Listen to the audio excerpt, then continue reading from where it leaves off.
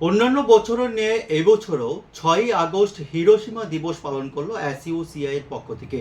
মূল অনুষ্ঠানটি হয় রাজধানী আগরতলা বটতলা এলাকায়। তারা যুদ্ধ বিরোধী স্লোগান তুলেন এবং সারা বিশ্বব্যাপী যে যুদ্ধের এক আবহ তৈরি হয়েছে, বিভিন্ন সময়ে যুদ্ধ যে সেখানে পরিস্থিতি সৃষ্টি হচ্ছে তার তীব্র নিন্দা জানান।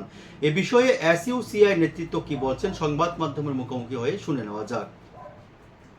6ই আগস্ট 1945 এটা সারা পৃথিবীর সাধারণ মানুষের কাছে অত্যন্ত দুঃখজনক দিক।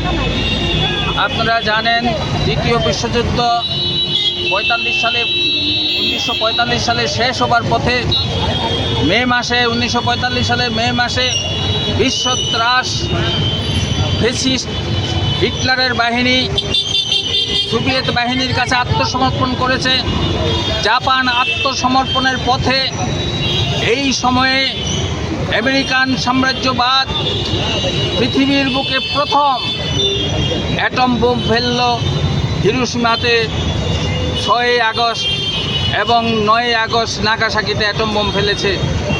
এবং এই অ্যাটম বোমের ফলে হাজার হাজার মানুষ তৎক্ষণাৎ মারা গেলেও তার যে রেডিয়েশনের ফলে সেই জেনারেশন আপনার জেনারেশন লক্ষ লক্ষ মানুষ ভুগছে।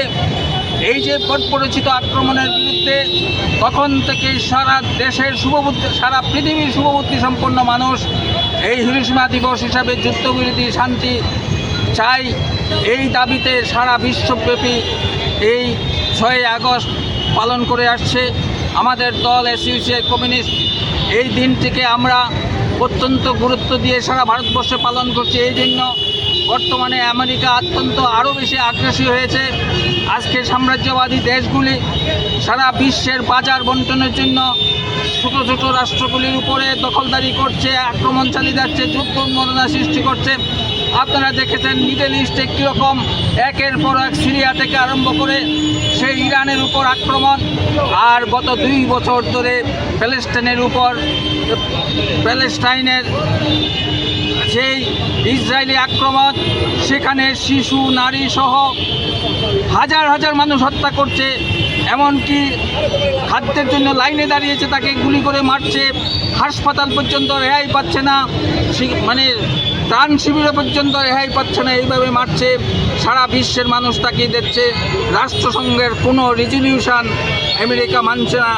এমনকি সাম্রাজ্যবাদী দেশগুলি সেই চীন, সেই রাশিয়া থেকে শুরু করে ভারতবর্ষ পর্যন্ত ইসরায়েলকে যুদ্ধ বন্ধ করার বিরুদ্ধে ভোট দিচ্ছে না রাষ্ট্রসংঘে। ফলে আমরা দাবি করছি, আমাদের ভারতবর্ষের একটা সাম্রাজ্যবাদ বিরোধী ঐতিহ্য আছে, জনগণ সাম্রাজ্যবাদ বিরোধী। আমাদের দেশের সরকারের নিকট আমরা দাবি রাখছি যে এই মিডল ইস্টে, মধ্যপ্রাচ্যে যে গণহত্যা চলছে, ইসরায়েল আমেরিকার মদতপুষ্ট হয়ে সে গণহত্যা বন্ধ করার বিরুদ্ধে ভারতও যেন রাষ্ট্রসংঘে ভোট প্রদান করে এবং সক্রিয় হয়।